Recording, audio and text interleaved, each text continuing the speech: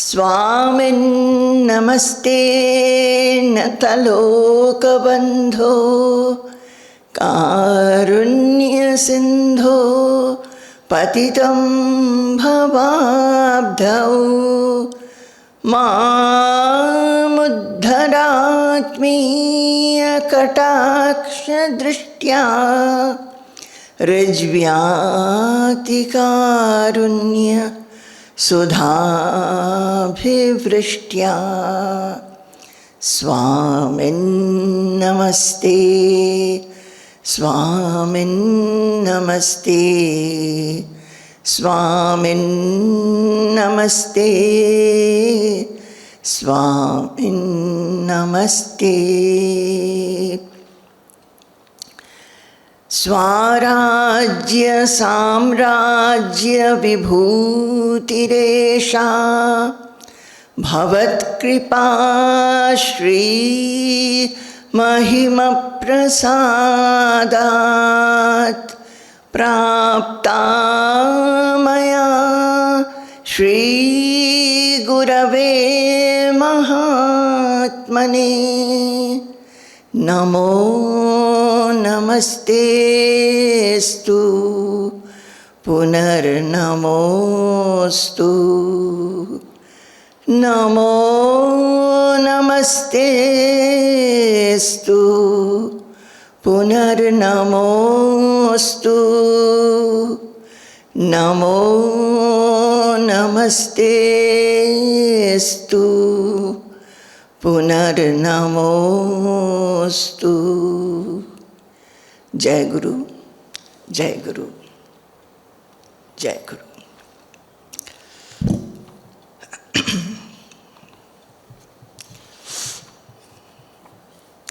So we will continue with the discussion of Pujya Swamiji's Prabhatarashmi talks. We read and discussed the talk number 11 in the volume 1, book number volume 1, which says self everywhere. And we saw, we heard from the direct words of the Guru what he means and what he wants us to realize. He says that through everything that we are doing in our wakeful state, we have to understand that everything is an expression of the self. In that, good is there, bad is there, happiness is there, unhappiness is there, honor is there, dishonor is there. Everything, every pair of opposite, every emotion, every sentiment, all kinds of interactions, all kinds of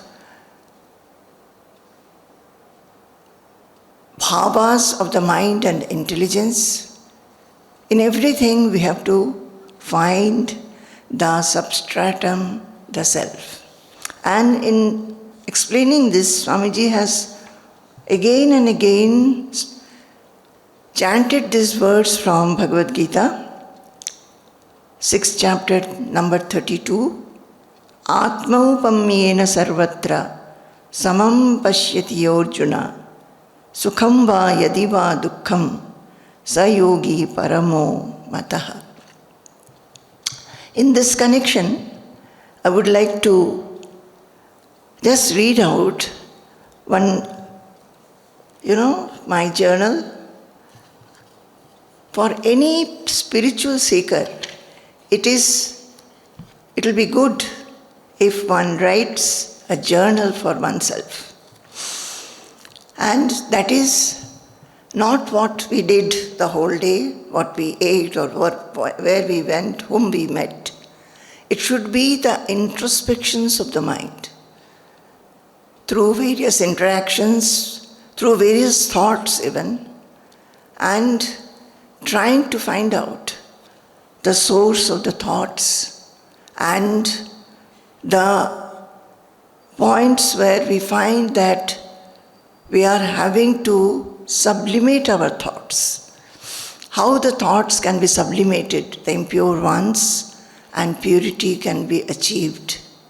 How the concepts that we learn in our scriptures, how we are constantly facing these concepts, and whether we have been able to assimilate them, understand them, and apply them in our lives.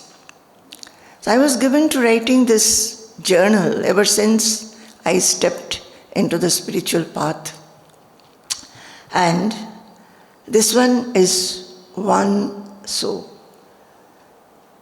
I thought about it because in this also I one day introspected and found the meaning of this verse 6.32 of Bhagavad Gita, how it was revealed. Even if it gets revealed, to be established in that knowledge, it takes time. So I thought that I'll read it out to you. I think in very brief, I had told you also during these discussions.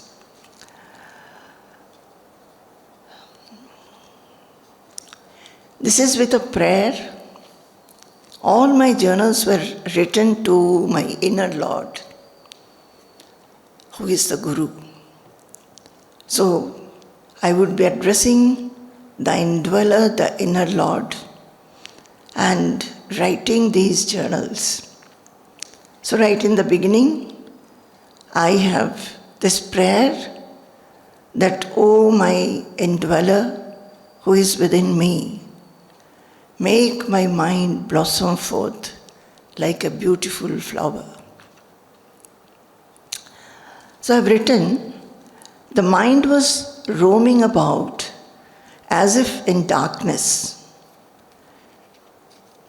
It was as if lifeless, without any strength and enthusiasm.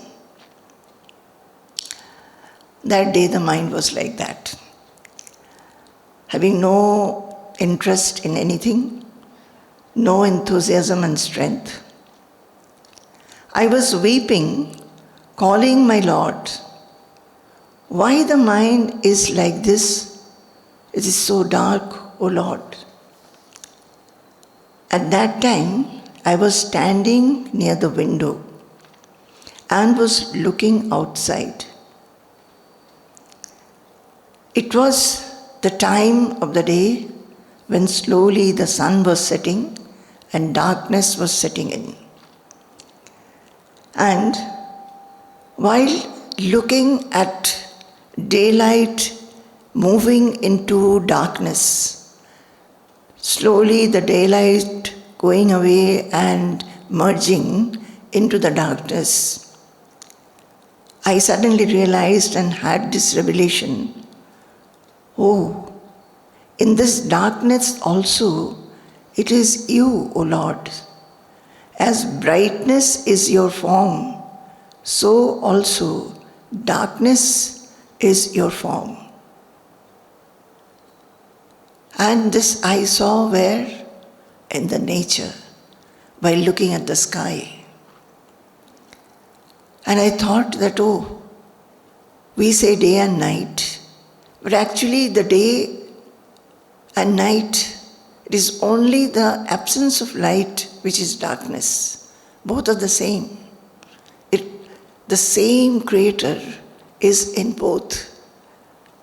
So as I thought that, immediately the thought went to the darkness of my mind.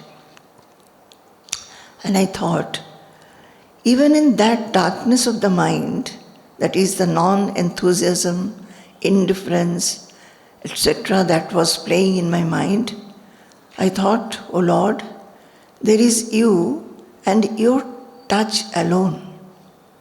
When the mind is happy and bright, I feel I have your touch. So I am enlivened, lively, full of energy. And when the mind becomes dark, with no interest in anything, I fear I have lost your touch, connectedness. But today I understand it is not so. I understand you alone are enshrined even in that darkness. Your touch is never lost. It is always there. The fool that I am, mistakenly I think I have lost the touch. So, in the darkness of the mind, as soon as in the nature, as I was looking at the nature and this revelation came that from light, the nature has entered into the darkness. It is the same creator which is creating this darkness also. My mind came to my own mind, which was having a feeling of non-enthusiasm as if dark. And this revelation I related to my mind. That in both, when I am happy and enthusiastic, it is you alone. And when the mind is unhappy and feels low, there also it is you alone. When the mind is low and down, I feel that I have lost your touch. But it is not so. In both, you are there. O Lord, is this kind of thought mean actually taking refuge in you in all kinds of bhava? So I am asking my inner Lord that, O Lord, this thought that I have had, does it mean that I am taking refuge in you in all kinds of bhava? When the bhava is good, when the emotions are good, we find the touch of God. When the bhava is not so, we lose Him. But having had this revelation, I am feeling that this kind of thought and revelation and understanding is taking refuge in all kinds of bhava. Tameva sharanam gaccha sarva bhavena bharata. In Bhagavad Gita, I have read Tameva Sharanam Gaccha. Krishna tells Arjuna that take refuge in me through every kind of emotion, whatever it is. Know that all bhavas are also my creations. It is not only the world, along with your body, mind and intelligence, but the bhavas and the emotions and the sentiments of the mind and intelligence also are my creations. So that line of Bhagavad Gita became very clear to me that day, that when we think like this is what Krishna was explaining to Arjuna. In all bhavas, it is you and you alone. In enthusiasm and liveliness, in indifference or misery, everywhere it is you and you alone. Everything is your expression. Then I have written, Swamiji says, accept all bhavas of the mind. I have been hearing that, O my Lord, only today you have made me understand the meaning very clearly. If I can remember, you alone are pervaded in all our bhavas, then alone my surrender, taking refuge in you, will be total and complete. So it was an understanding, but still I am telling my Lord, my indweller, my Guru, that only today you have made me understand the meaning so clearly. If I can remember, you alone are pervaded in all our bhavas, then alone my surrender, taking refuge in you, will be total and complete. Surrender alone is the kingdom of fearlessness. Surrender alone is mukti. On the bright and sunny sky, gradually dawns the darkness of night. On the bright and sunny sky gradually dawns the darkness of night.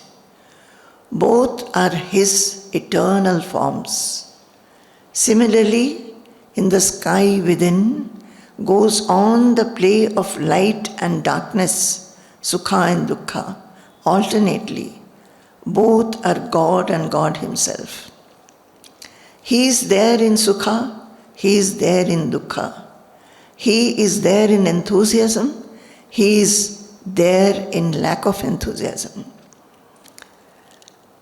In this world, there is no other existence than He.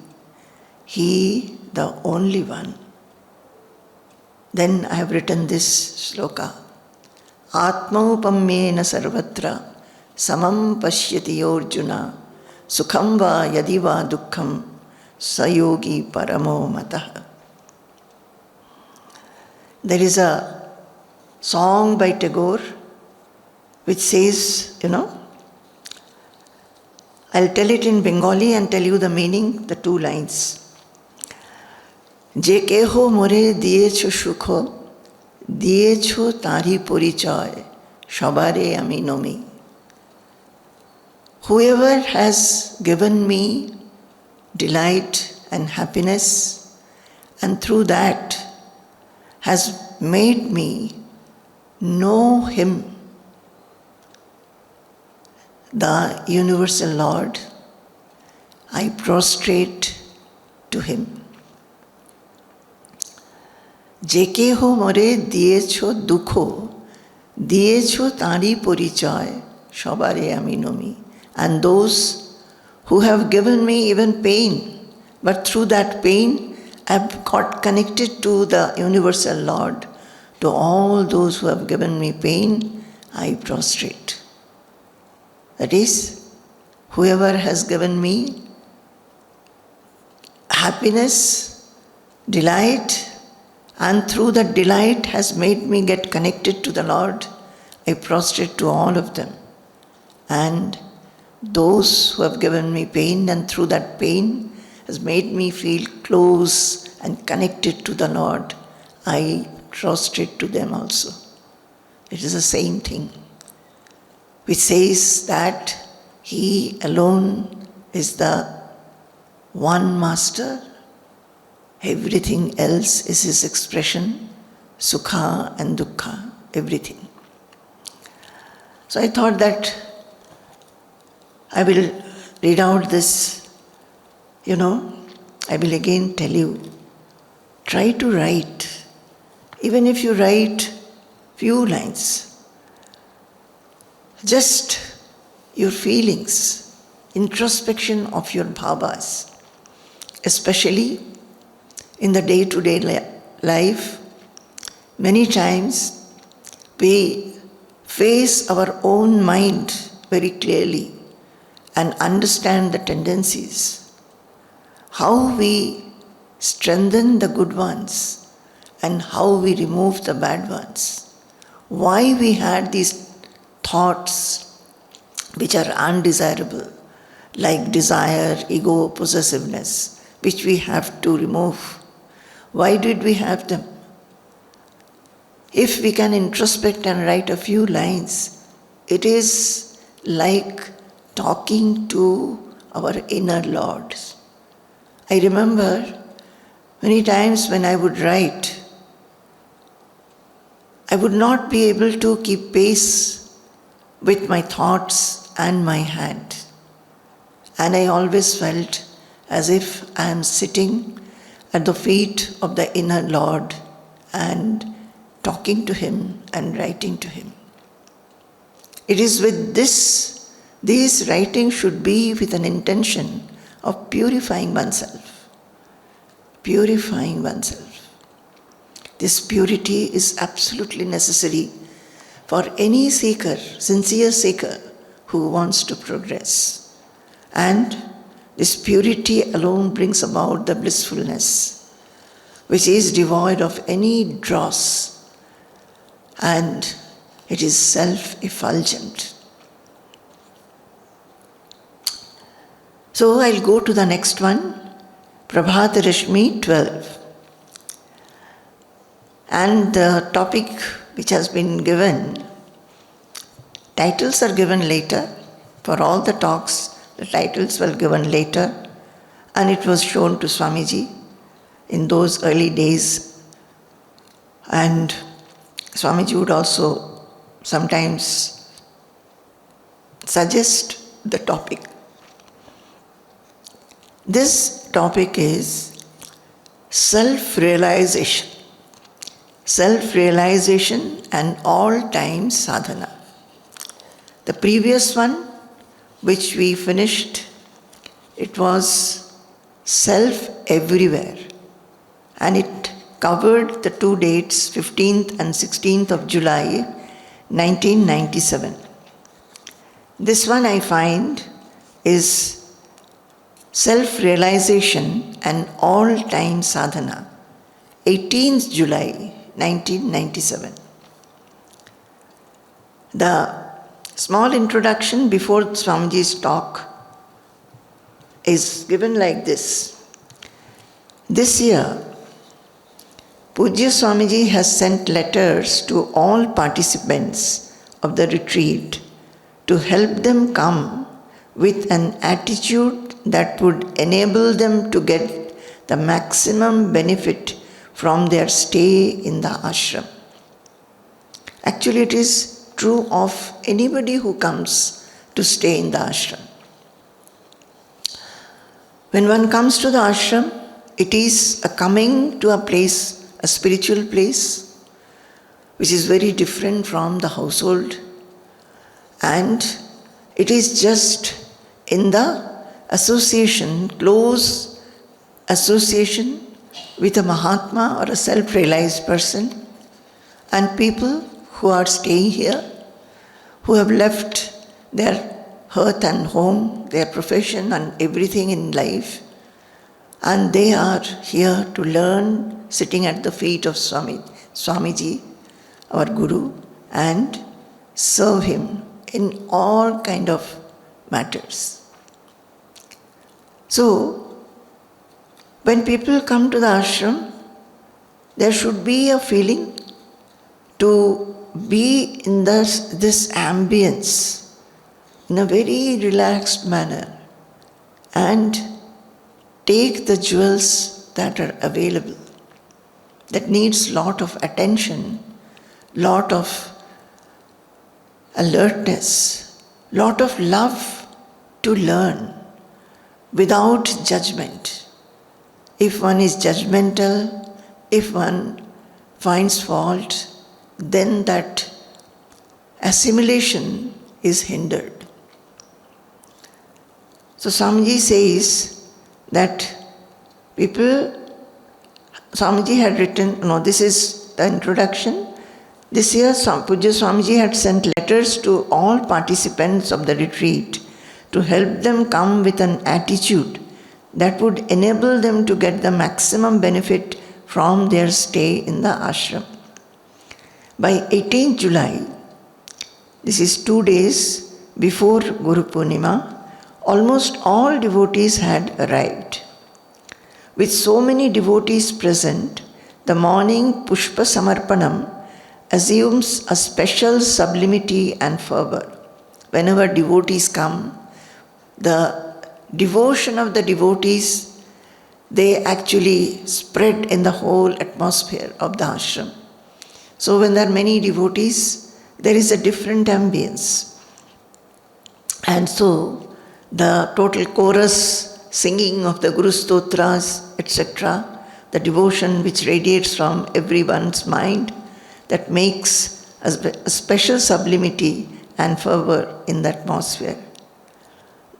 Those days it was the old building.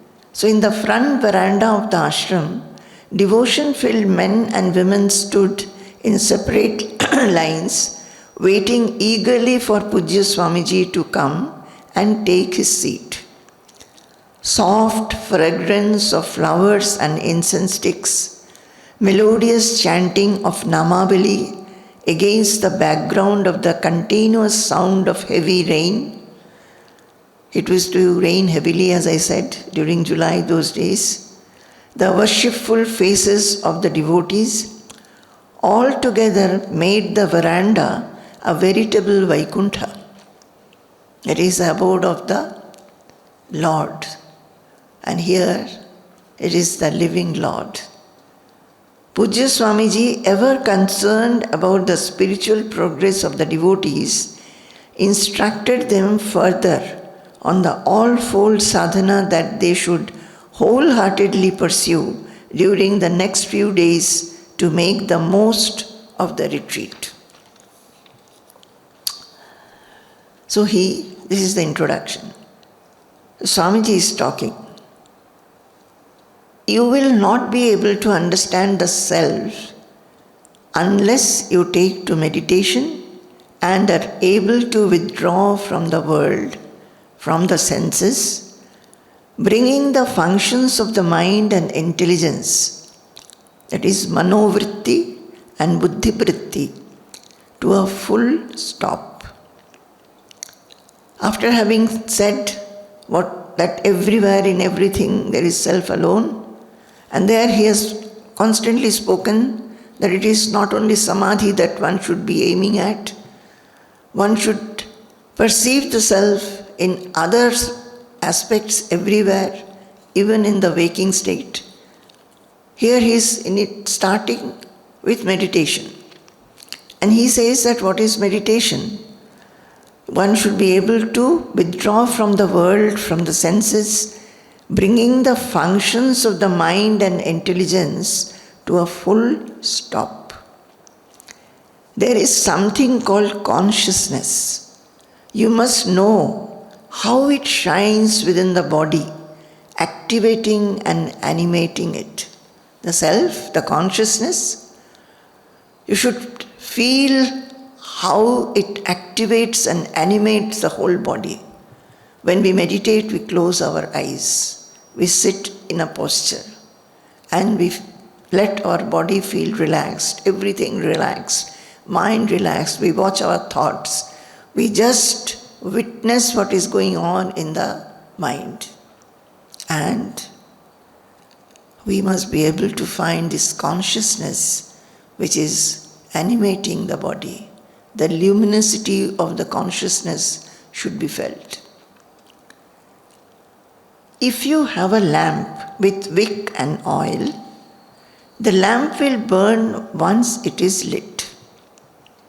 We all burn lamps. Most of us we know what is a lamp. Lamp is a vessel where it is a thing. Generally it will be long, it may be just a small container. But it should contain oil, which is the fuel, and a wick, and the wick is lit. Then we get the flame. The oil burns, the wick burns, but neither of them has the brilliance or heat. Mark these words. For the lamp to be lit, the lamp is necessary, the oil is necessary, the wick is necessary. But neither of these has the brilliance or heat. It is the fire that blazes through the wick. Fire alone has the brilliance and heat. In the case of the lamp, the flame, the oil, and the wick, all are visible. We can identify each of the three, that is the lamp, flame, oil, wick. All of these can be distinctly visible, separate from each other. We can see them distinctly and also understand their mutual relationship. Without the wick, the flame cannot be. Without the oil too, the flame will not exist. But the flame is neither the wick nor the oil. As the flame is different from the wick and oil, my dear souls, the consciousness, the blazing chetana in your body is different from the body, is different from the muscles, bones, blood, and air that circulate in the body. Maybe the body is the wick, blood, and air, maybe the body is the wick, blood and air the oil. The consciousness, the self, is the blazing flame. I think it is a very good example. This comparison with the lamp, where we need the oil and the wick, and when we light the lamp, oil and wick all are distinct. But this blazing flame, it is different from the oil and the wick. It is lighting up and illuminating everything. Now, to understand that there is something like consciousness, you have to meditate. You have to withdraw from the world, from the objects and the senses. Why meditation is necessary? Because otherwise we are constantly in this outer world. We do not look into ourselves or within, and we are constantly going behind the senses. To understand that there is something different from the senses, something different from the objects, there is something within us which activates us and which illumines us, the consciousness inside us, we have to meditate, closing our eyes and stopping our manovritti and buddhivritti. We have to see within ourselves. Now, to understand that there is something like consciousness, you have to meditate, you have to withdraw from the world, from the objects and the senses. And after you have withdrawn, you have to understand the consciousness, realize it properly in all its magnitude and potential. The wick in the lamp has no power to radiate. The oil too does not have. Neither can light up the surroundings. Only the flame has the power to illumine and also to radiate heat. In the same manner, by virtue of the brilliance of the consciousness, all the sensory objects are illumined. I'll read again. That now, to understand that there is something like consciousness, you have to meditate. We cannot find it outside. It is inside, which is enlivening us and activating us, animating us. You have to withdraw from the world, from the objects and the senses. And after you have withdrawn, you have to understand the consciousness. Realize it properly in all its magnitude and potential. Realize it. Realize the consciousness which is animating us. For that, one has to remain aware and witness how it is generating the thoughts, and thoughts are dissolving, and ultimately everything stops. Now Swamiji again comes back to the wick example. He says, the wick has no power to radiate, though the wick is necessary. The oil too does not have, both of them do not have the power to radiate. Neither can they light up the surroundings, neither they can radiate or light up the surroundings. Who lights up the surrounding? It is only the flame. But the flame is different from both the wick and the lamp. Only the flame has the power to illumine and also to radiate heat.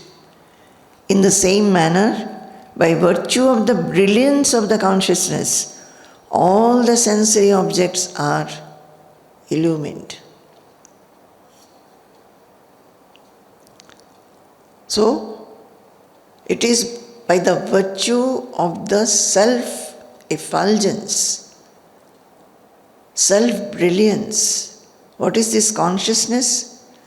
By its brilliance, it reveals everything else and also oneself. The brilliance within you, my dear souls, has got a magnitude which enfolds and even exceeds the external universe. So, in meditation, we may be able to understand the consciousness within us. But now comes this knowledge, and Swamiji is explaining, the brilliance within you, my dear souls, has got a magnitude which enfolds and even exceeds the external universe. And he takes a shloka from Bhagavad Gita, 9th chapter, 4th verse. Maya tatamidam sarvam jagad avyaktamurtina matsthani sarvabhutani na chaham tesh avasthita. This is 9th chapter, 4th shloka of Bhagavad Gita. Maya tatamidam sarvam jagad avyaktamurtina matsthani sarvabhutani na chaham teshvavasthitaha. The meaning is that in my imperceptible form, I pervade the universe. I am not perceived, but I pervade the universe. This is the very nature of the soul that I am. All beings abide in me, but I am not seated in them. Here, the Supreme Reality is described as all-pervading. In the wakeful hours, you are a single individual. So now Swamiji is explaining this. He says that the Supreme Reality is described as all-pervading. Maya tatamidam sarvam. I pervade everything, the universe. In the wakeful hours, what are we? We are single individuals, each having a form, name, qualifications, education, house, etc., belongings, etc. Too small, interacting with an external world that is endless and variegated. What are we actually? Everybody has an ego that I am this, I am that. But considering the universe, we are just a speck. Just a speck. So, he says that in the wakeful hours, you are a single individual, too small, interacting with an external world that is endless and variegated. By spiritual sadhana, you have to wipe out the dense impressions of these externality created by interactions with the world. When we interact with the world, ultimately what do we have? We have the impressions in the mind. Whatever we interact with, whatever we do, ultimately it remains as an impression in the mind. All our interactions, whether it is with a person, whether we have seen a sight, everything is an impression in the mind. It remains as an impression. And when we are in the waking state, we have got so many impressions, constantly forming impressions in our mind. So many interactions, so many things we deal with all our senses, the five senses, and all those are making impressions. Suppose we have taken something very delicious. The eating is over. What remains? When the sense organ, which was relishing the food, the eating is over. What remains in the mind is the taste, the impression of the taste, whether it was good or bad. Similarly, through all the senses. So throughout the day, we are having so many impressions in the mind. Swamiji is saying that by spiritual sadhana, you have to wipe out the dense impressions of this externality created by interactions with the world. You have to understand everything as a display and projection of the same internal self. How does it make a sense? That is all that we are doing throughout the day. We should not forget this simple understanding of ours. First we have come to know it, then we understand it, and then we remember it constantly through anything that we do, whether we are thinking, whether we are speaking, whether we are doing some work, whether we are interacting with anybody, whether there is some behavioral differentiations, anything and everything, good, bad, favorable, unfavorable, liked or disliked. In anything and everything, we have to remember this knowledge that everything is created, everything is a display and projection of the same internal self. The same internal self is in the external world as the projection of the self. So it's a self and self everywhere. This has to be done by the strength of a spiritual process or sadhana. My dear children, this is sadhana.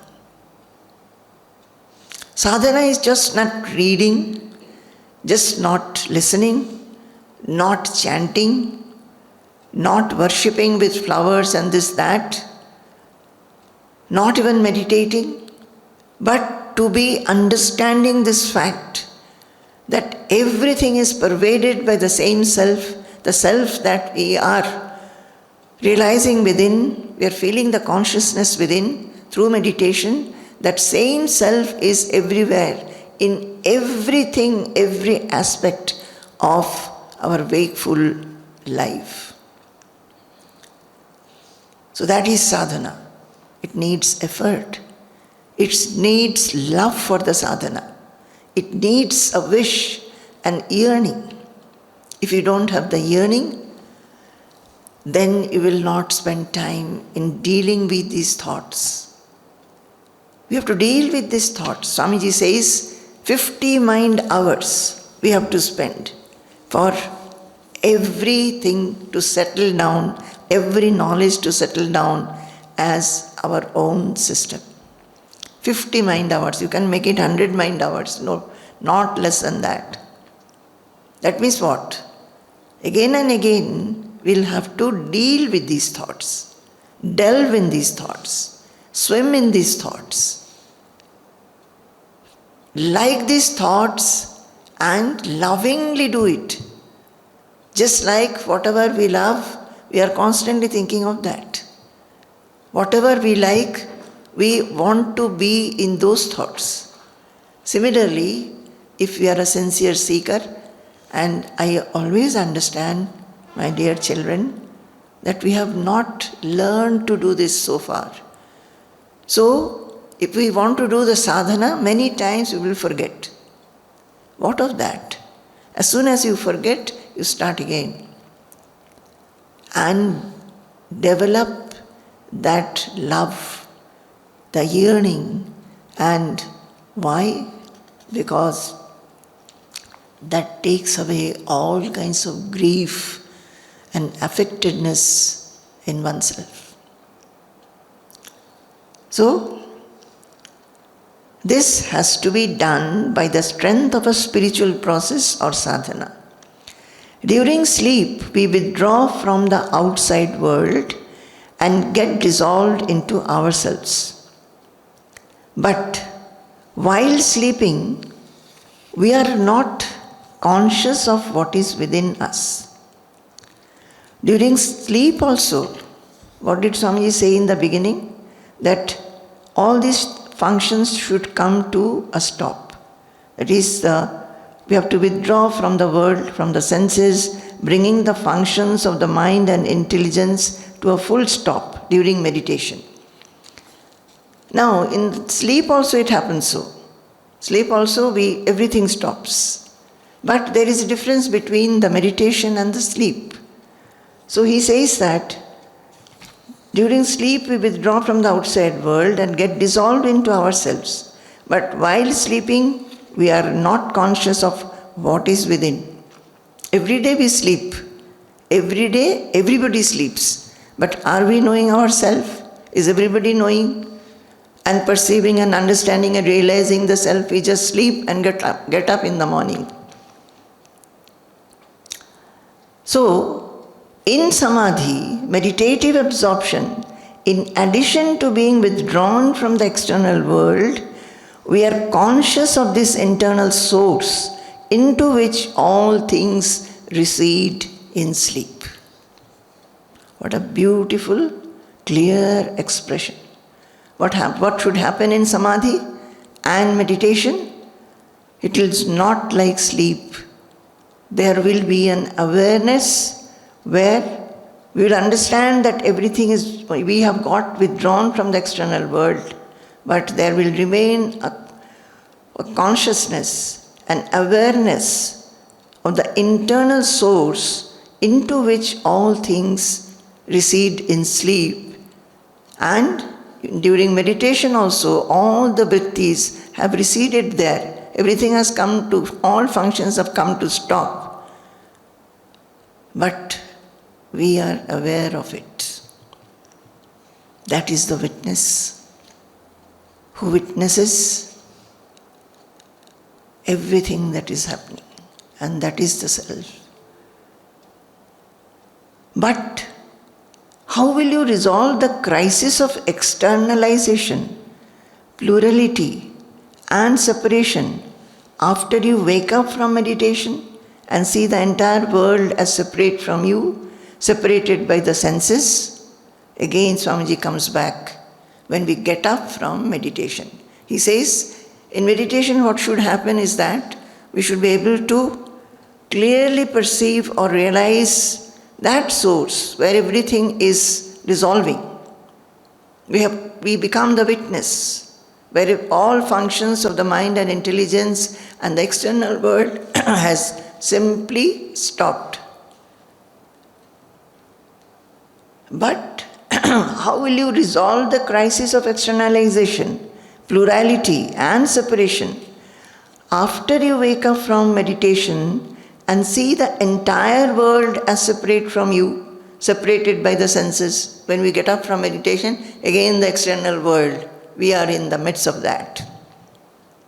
So, this becomes a crisis. We are not able to see the self. Even if in meditation we were conscious enough and we understood that there is something within us which is the witness, which is very different from the external world, we are not able to see that self in everything, everywhere. It is for this, my dear souls, that we need wisdom, spiritual wisdom. To meditate and experience the consciousness within the body is rather easy. But to rise in our understanding and develop a dimension of universality is the most difficult task. This is boldened in this book. It is for this, my dear souls, that we need wisdom to meditate and experience the consciousness within the body is rather easy. But to rise in our understanding and develop a dimension of universality, that is, self is everywhere, in our understanding, a develop and dimension of universality is the most difficult task. And it is for that the spiritual sadhana has to become interactional and sublimational. To find out this universality in everything, we have to do sadhana, and where? Not in meditation alone, but in interaction. And we have to be sublimating this plurality. Maya tatamidam sarvam.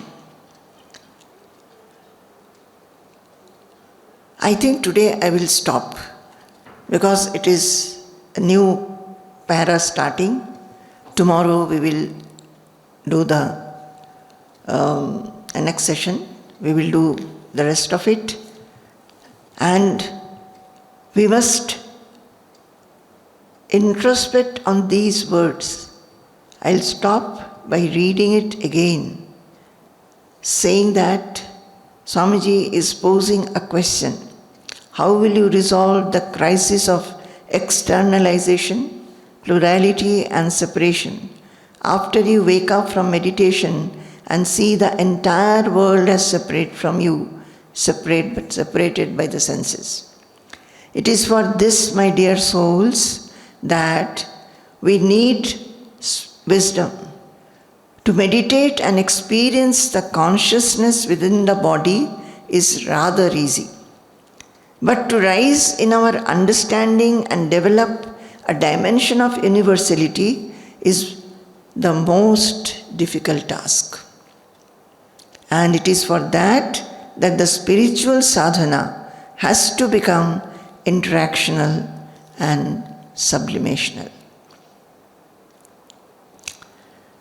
So we stop here today, and then we'll see how Swamiji has told us what sadhana we have to do. Okay? Sampurnam Jagadev Nandanavanam Sarvepi Kalpadrumaha Gangam Vari Samasta Vari Nivaha Punya Samasta Kriyaha Vacha Prakrita Samskrita Shruti Shiro Varanasi Medini Sarvavasthitirasya Vastu Vishaya Drishti Parabrahmani Sarvavasthitirasya Vastu Vishaya Drishti Parabrahmani. Jai Guru.